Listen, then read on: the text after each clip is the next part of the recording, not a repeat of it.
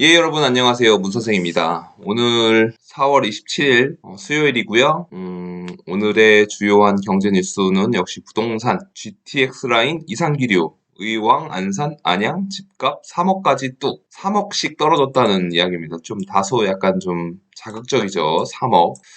3억이 뭐 이제는 큰 돈이 아니라고 하는 분들도 있지만 여전히 큰 돈이고, 이 사진은 이제 안산 일대를 이야기 하는데요. 이 기사에서 제가 주목한 곳은 안산 쪽보다는 바로 이제 인덕원 부근, 4호선의 인덕원 부근을 좀 주목해 봤습니다. 경기 의왕시 포일동 인덕원 푸르지오 엘센트로 전용 면적 84제곱미터 32평 아파트라고 불리우는 그 아파트가 이번 1일에 12억 5천만 원에 거래가 된 게 신고가 되었다. 이는 작년 6월에 16억 3천만 원과 비교하면 3억 8천만 원이나 낮은 금액이다. 그러면 참 이런 드는 생각이 그런 거죠. 16억 3천만 원에 사신 분이 정말 속이 안 좋겠다. 12억 5천만 원에 사신 분은 운이 좋은 걸까? 하락의 전조일까? 이런 생각이 좀 들긴 하죠. 조금 더 보시겠습니다. 의왕시 내선동 센트럴자이 84제곱미터도 지난해 8월에는 13억 원을 이제 신고가 가장 높은 가격으로 찍었지만 3월 22일에는 11억 1천만 원에 거래되면서 약 1억 9천만 원, 거의 2억 가까이가 내려갔고, 인덕원 2편은 세상 더 퍼스트 84제곱미터는 작년 10월 12억 5천만 원이었는데 9억까지 내려서 3억 5천만 원 내린 가격으로 거래가 되었다. 그러면 이 수많은 거래가 다 뭐 가짜 거래가 있었던 걸까요? 저는 뭐 그렇게까지 생각하진 않습니다. 사실 뭐 자전 거래다, 신고가, 그러니까 높은 가격을 찍었던 게 자전 거래다라는 말씀을 하시는 분들도 있는데, 그런 분들은 사실 뭐 현실 세계에서 잘 안 살아보신 분들이 그런 이야기를 하는 것이고, 영화 강남 1970을 보면은 뭐 자기가 부동산에 대해서 좀 안다고 생각하면서 자전거래다 뭐 이런 얘기를 하지만, 실제 이제 부동산 가서 거래를 하는 걸 보면 이렇게 같은 일대의 다양한 아파트 단지들에서 가격이 하락하는 모습이 나오기 쉽지 않다는 거를 아실 수 있을 겁니다. 인덕원 마을 삼성 아파트, 인덕원 이제 초역세권 근처에 있는 아파트죠. 24평 아파트는 지난달 10일 7억 9,500만 원에 거래가 됐는데, 이는 작년에 거래가인 작년 9월에 10억 5천만 원 찍은 거 비교하면 2억 5천만 원이나 내려간 금액이다. 라고 합니다. GTX C 노선을 이야기하는데요. 이런 겁니다. GTX C 노선은 사실 너무 먼 이야기라고 저는 생각해요.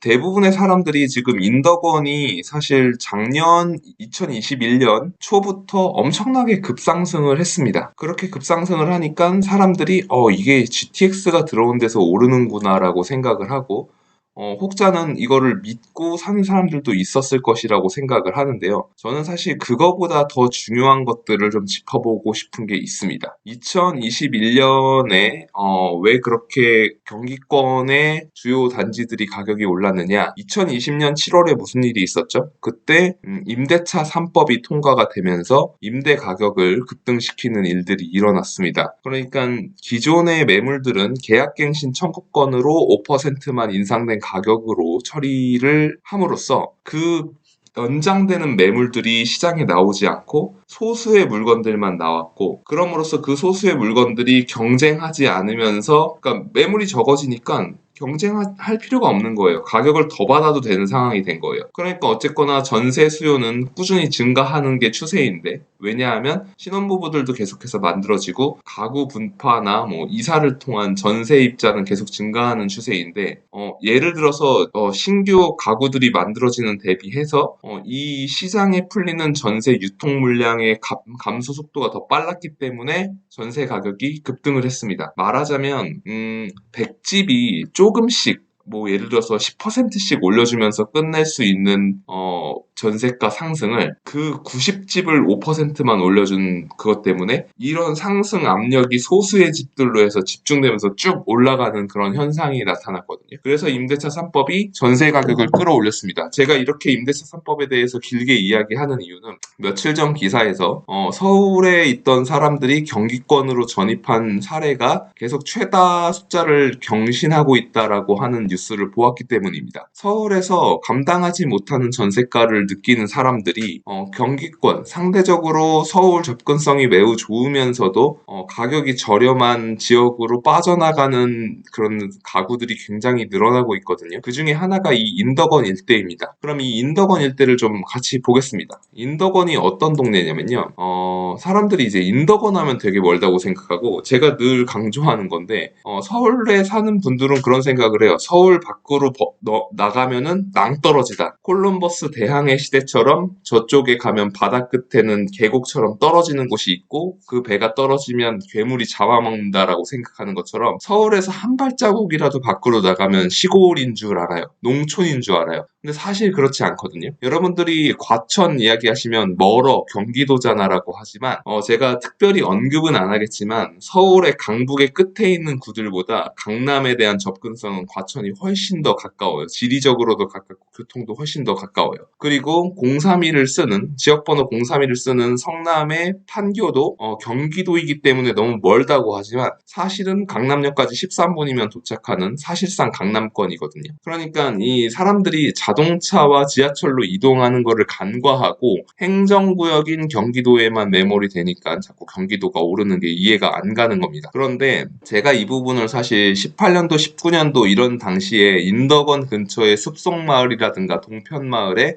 내 집 마련을 해라. 그 당시에는 이 지역들은 대출이 60에서 70%까지 나왔기 때문에 40%만 빌려주는 서울보다 훨씬 유리한 조건으로 살 수 있고 가격도 유망하다고 했습니다. 그런데 좀 단지를 보시면 지금 자꾸 이슈가 되고 있는 아파트는 이 인덕원역에서 나와서 3번 출구로 나와서 쭉 따라오면은 있는 인덕원 프루지오 엘센트로라는 아파트입니다. 이 아파트 단지는 어떤 단지였냐면은 이 일대가 한국농어촌공사의 그런 공원과 사옥이 있는 부지였습니다. 그 부지를 매각을 해서 여기가 이제 이 일대가 2000세대 규모의 아파트로 재탄생한 것이죠. 이 길을 건너면 포일 숲속마을이라는 단지, 이제 그린벨트를 헐어서 만든 단지가 있고요. 이 반대편에 가면 또 동편마을이라는 동네가 있습니다. 이렇게 보시면은 제가 강조드리고 싶은 것은, 사실 인덕원역은 과천 정부청사역하고 4분 거리, 과천 정부청사에서 과천까지는 2분 거리, 그리고 경마공원과 대공원을 지나면 곧 사당입니다. 인덕원역과 사당역의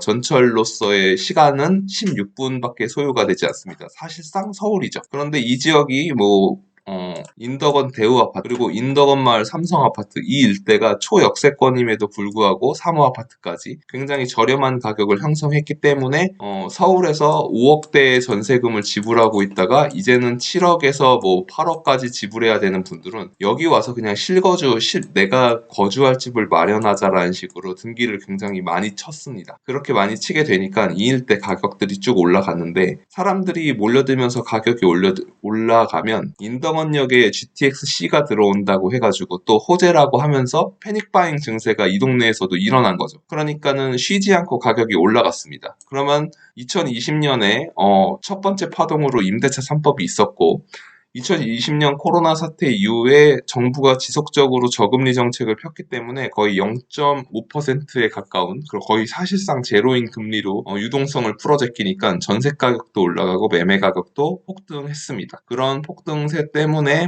유동성의 힘으로써 7억대에 있던 집들을 곧 9억으로 끌어올리는 현상이 나타났거든요. 이렇게 생각을 하시면 되겠습니다. 그런데 왜 자꾸 요새 3억이나 이렇게 떨어진 가격들이 거래가 되고 있느냐라고 하면, GTX가 착공이 늦어져서 그런다 이런 말도 있지만, 제가 생각할 때는 단순히 입주 물량이 이 동네에 너무나 많았기 때문입니다. 실제로 아파트 실거래가 이 홈페이지에 와서 아실에서 평촌 지역, 그러니까 다시 네이버 부동산으로 보시면 이 일대는 인덕원 일대고요. 여기가 자꾸 기사에 나오는 동네거든요. 요만큼이. 그러면 여기가 바로 평촌입니다. 사실상 평촌에 인프라를 이용하면서도 가깝고 상대적으로 가격이 저렴하다는 장점 때문에 인덕원이 인기였는데, 그 당시 그런 인기 때문에 가격이 한 번에 폭등했던 거죠. 그런데 이 일대, 그러면은 여기에 공급 물량을 보기 위해서는 이 인덕원 일대는 행정구역이 의왕시입니다. 이 대로를 건너면 여기는 안양시 동안구예요. 그러고 이쪽까지는 다 의왕시거든요. 여긴 또 안양입니다. 그러니까 근데 실제로 가서 보시면 같은 생활권이에요. 그러니까 공급 물량을 볼 때는 안양시 동안구, 안양시 만안구는 이 동네죠. 구안양이라는 동네. 만안구 그리고 의왕시까지 같이 함께 봐야 한다는 겁니다. 그럼 일단 평촌 지역, 동안구 지역의 입주 물량을 좀 보겠습니다. 2021년에 입주 물량을 보시면은 무려 9,000세대가 들어왔습니다. 2020년에 안 들어왔었고요. 2019년엔 적정 수요라고 아실에서 말하는 1,500세대에 못 미치는 수량이 들어왔는데 2021년 한 해에만 적정 수량의 6배가량의 폭탄 같은 입주 물량이 들어왔습니다. 그리고 2022년, 23년, 그리고 24년에는 굉장히 또 많은 물량이 나오게 되어 있고요. 그러면 이번에는 만안구를 좀 보시겠습니다. 여기는 만안구, 구안양 지역인데요. 여기도 적정 수량이 적정 수요에 맞는 그런 공급 물량을 1181가구로 정해놓고 있는데 2021년 한 해에 이때만 해도 벌써 이 적정 수량을 훨씬 초과한 물량이 시장에 나오게 되었죠. 네, 어느 정도의 물량이었냐면 거의 2,000가구에 가까운 수량이 나왔습니다. 의왕시를 보겠습니다. 의왕시는 2019년에 상당히 많은 입주 물량이 기존에 들어왔었는데요. 이게 6,000가구에 가까운데 이 중에 3분의 1가량이 아까 말씀드렸던 인덕원, 푸르지오, 엘센트로 매물입니다. 한 이 정도 물량이 거의 엘센트로 매물이었죠. 그리고 2021년에는 그렇게 많이 들어오지는 않았지만 그래도 꾸준히 입주 물량이 들어오고 있는 것을 보실 수 있습니다. 이렇게 되면 결국에 이 일대에 엄청난 공급 물량, 특히 동안구에서 나오는 이 9,000가구에 가까운 물량들이 한 번에 쏟아졌기 때문에 평촌 일대의 전세 난도 지금 역전세 난이 벌어지고 있는 상황이 됐거든요. 사람들이 전세를 주고 갭으로 맞춰서 주택을 사신 분들이 전세 맞추기 어렵다는 그런 하소연을 하는 동네가 지금 현재 이 평촌 요 동네입니다. 그리고 2024년에도 또 많은 매물이 들어오게 예정되어 있는데 이 매물들은 주로 이제 호계동이나 비산동이라는 상대적으로 인덕원역하고는 좀 반대편 그쪽으로 이제 들어오는 매물들이거든요. 그런데 뭐 이런 겁니다. 제가 작년과 재작년에 주변의 동생들이나 뭐 후배들이 집을 사려고 할 때 굉장히 이제 좀 만류했던 부분이 있어요. 그러니까 주택 가격이라는 게 여러분들이 보시면 지속적으로 우상향한다고 하지만 이렇게 보시면 가격이라는 게 올라가다가 잠깐 내려왔다가 다시 올라가다 내려왔다 내려갔다 이렇게 움직이는데 어떤 순간에 가면은 얘가 올라오다가 이렇게 길게 횡보하다가 다시 올라갈 수 있거든요. 그럼 지금이 내가 이 구간에 있으면 이 긴 세월 동안 이제 가격이 너무 물려버리면은 좀 마음이 아플 수 있다. 그리고 내가 이 당시에 산 아파트는 먼 미래에서는 구축이 되어 있기 때문에 그런 부분들을 염두에 둬야 된다고 이제 좀 만류를 했던 부분들이 있었습니다. 근데 이제 지난 이야기고요. 기본적으로 집을 샀는데 내가 산 집이 3억이나 떨어지면은 굉장히 걱정이 되는 분도 많을 것이고 그리고 또 어떤 분들은 자기가 샀던 가격에 도착해서 이제는 이거보다 더 내려가는 거 아니야? 이게 하락의 전조 아닌가라고 생각하실 수도 있는데요. 사실 뭐 그런 겁니다. 이 아파트 가격이라는 거는 투기 세력을 잡는 데서 나오는 게 아니고 안정이 되는 게 아니고 이렇게 공급 물량을 쏟아내면 아파트 가격은 하락할 수밖에 없어요. 공급 앞에 장사가 없기 때문에 이렇게 하락할 수밖에 없고 결국에 공급을 늘리면 아파트 가격은 안정세로 접어든다라는 거를 보실 수 있습니다. 그러면 이 평촌과 인덕원 일대 그런 부동산 가치 전망은 어떻게 될 것이냐라고 한다면 저는 굉장히 좋게 생각을 합니다. 왜냐하면 일단은 이 지역의 인덕원역에서 과천 넘어가는 구간에 이 부근을 지식정보타운 짧게 말해서 지정타라는 동네를 이제 산업단지 그러니까 뭐 공장이나 이런 게 아니고 IT, 뭐 판교와 같은 그런 업무지구로 만드는 부분들이 들어와 있고요. 계획이. 그리고 이 일대 인덕원 일대는 약간 평촌과는 달랐던 부분이 뭐냐면 평촌은 우리 한국인들이 좋아하는 택지지구입니다. 이렇게 보시면 지도만 보셔도 아실 텐데 이렇게 반듯반듯하고 딱 구획이 나눠져 있고 지하철 4호선이 정통으로 이렇게 통과하는 면들이 있습니다. 이게 바로 택지 개발로 만들어진 건데요. 이런 지역들은 이제 상대적으로 더 정비가 잘 돼 있고 깨끗했는데 이 인덕원 일대는 사실 조금 더 좀 지저분하다라고 표현하면 좀 그렇지만 어쨌든 정비가 덜 된 모습이 보였었습니다. 그런데 이 지역에 지금 수많은 재개발 단지들이 생겨났고 실제 그 사업들이 진행이 굉장히 많이 되고 있고요. 그렇게 되면은 이 권역 자체가 평촌처럼 그 서울의 뉴타운 사업이 성공했던 것처럼 이 지역들이 다시 재개발이 이루어짐으로써 이렇게 큰 주거단지가 생기게 된다라는 것을 알 수 있습니다. 거기에다가 하나 더 있는 게 이쪽에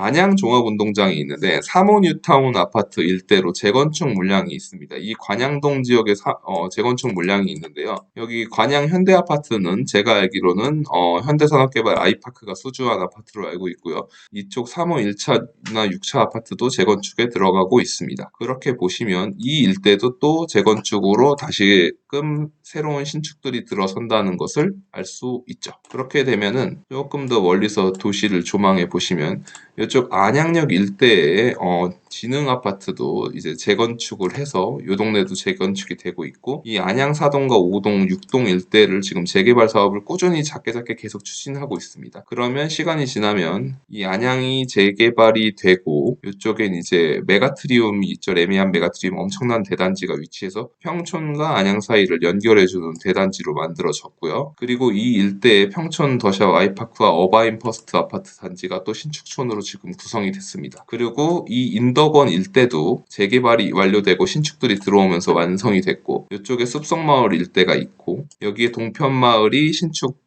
상대적으로는 조금 되긴 했지만 어쨌든 깨끗한 단지로 개발이 되어 있고, 비산 삼성 레미안부터 해가지고 안양 종합운동장 일대가 재건축과 정비 사업이 이루어지면은 여기도 또 정비가 완료됩니다. 그러면 기존의 평촌만 조금 정비된 상태였는데 이게 다 연결이 되면서 이 거대한 권역이 하나로 묶이게 됩니다. 거기에 GTX-C라는 아주 먼 호재보다 더 가까이 있는 진짜 호재가 뭐냐면요, 이곳을 통과하고 있는 안양역을 지나서 안양 종합운동장역, 그리고 인덕원역을 거쳐서 청계역을 지나서 판교로 이어지는 바로 월판선, 월곶과 판교로 이어지는 월판선이 연결되면서 여기가 다시 이제 더블 역세권이 되고, 여기는 싱글 역세권, 여기도 더블 역세권이 됩니다. 이렇게 되면은 판교와의 근접성이 강화되면서 판교의 양질의 일자리에서 근무하는 인력들이 살기 좋은 도시로 분당이나 수지뿐만이 아니고 평촌을 선택하는 일들이 많아질 거고요. 과천 지식정보 타운도 완성이 되면은 이 일대가 하나의 새로운 동네로 태어날 것입니다. 그러면 지금